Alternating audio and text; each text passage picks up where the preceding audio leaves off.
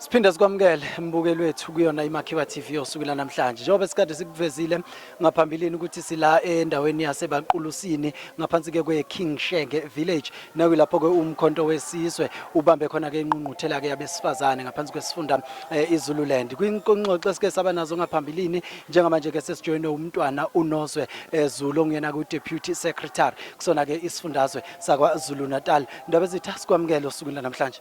Ngiyathokoza ukungamukela ngibingelele nabalaleli emakhaya nabo bonke abantu besifazane kulenyanga yabantu besifazane. Kuyintokozo ukuthini ukuthi sibe nawe osukela namhlanje njengoba nibungaza usuku lwabesifazane nokuthola nje ingqungquthela efana nale ngaphansi kwesifunda iZululand. Cishe izwi ongaba nalo libhekisa kubantu besifazane nezingqinamba enibhekana nazo mhlawumbe kungaba ukuwona umkhakha enikona nasempilweni nje la nibona khona abantu nenjongo eyenza ukuthi osukwini namhlanje nibe nale ngqungquthela enilethela endaweni yaseZululand. Kahle njoba kuyinyanga besifazane akudingeki ukuthi sithi si-enjoy and sifuna ukugubha usuku kuphela, kodwa kufanele sibhekane nezinselelo esibhekene nazo njengabantu besifazane abasemzansi. Sicela ukuthi konke mangabe kwenzeka empilweni zabantu besifazane bakhumbule ukuthi kunabakhosikazi abalwa ngo-1956 ababelwela imfuno zabantu besifazane nokuthi babelwela ilento yama-pass laws. So njengoba silana nje sizonxenxa abantu besifazane ukuthi abasukume bayilwele babhekane nama-challenges ababhekene nawo eSouth Africa njenge-gender based violence nako konke ukucwasana kwasemsebenzini ne-rape esiyibona idlangile ney'ngane ey'ncane zabantu besifazane esingasenabo omama esithola ukuthi abantu abasha besifazane sibabona bey'mbandakanya ocansini olungaphephile bekhulela bebencane. Njengamanje msakazi asisenawo ngisho amakhosikazi asisenazo iy'ntombi, kodwa manje sithola ukuthi i-youth yethu siyithola ihamba ilala ibisiyakhulelwa izithole nesandulela ngculaza okuyinto eqeda isizwe sikaMthaniya.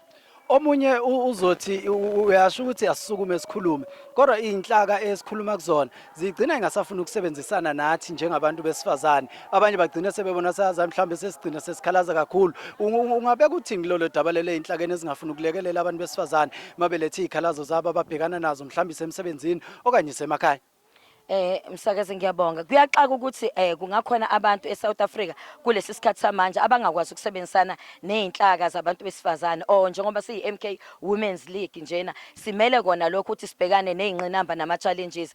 Kuyaxaka ukuthi ngakhona abangafuni ukusebenzisana nabantu besifazane. Kufanele siqonde kahle balaleli emakhaya ukuthi njengamanje nje abantu besifazane ibona abaningi okudlula bonke abantu, kuzogcina kusele bona kuyibona ababusayo, ibona abantu besifazane futhi abangabuyisizwe. Siyayinxenxa zonke izinhlaka all stakeholders njengama-NPOs bonke nama-non-governmental organization ukuthi abasondele basebenzisane nabantu besifazane ukuze sigweme izinto ezicindezela umuntu wesifazane.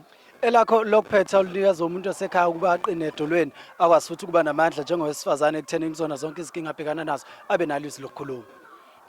Umuntu wesifazane okhathazekelwe semakhaya nawo wonke nje umuntu onenkinga nesingayazi nesiyibonayo ngizothi ukumqinisa idolo ngithi akasukume umuntu wesifazane ayilwela. If ungayilwela umuntu wesifazane akusoze kwaba khona ushintsho ezweni. Siyazi ukuthi ngo-1956 abantu abashintsha izwe ngo-1956 sibangabalo omama Lillian Ngoyi no Phillips de Bruyn bonke Charlotte Maxeke sila sikhona nje ngenxa labo umuntu wesifazane abasukuma ngo-1956 but enough is enough.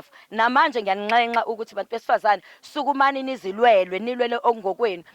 Kunento eyinxake emsakazi ukuthi kunabantu emsebenzini abafunde ngokufana belingana ngokwama positions. Uthola ukuthi umuntu wesilisa yena oseba iboss owumholi emsebenzini, uthola ukuthi omunye umuntu uhola imali encane kodwa uyena ofunde kakhulu kodwa kubhekelwa abantu besilisa. Ngizothi umuntu wesifazane okhona sukuma ume ngenyawo uzilwele, funeka ulwele ukuthi kuvuleka amathuba emsebenzi, ulwele ukuthi nithola uxhaso nakuhulumeni lokwazi ukuthi nihambe niyosebenza nisebenzele izingane zenu, niqashwe emsebenzini niphinde nithole ngokozokuhweba. Sikhuluma nge-Women Economic Development. Siyafisa ukuthi abantu besifazane babonakale beyingxenye yomnotho wase-South Africa nase-KZN yonkana. Ndaba ezitha sibuka kakhulu ithuba sibolekele nosuku la namhlanje njengeMakhiwa TV.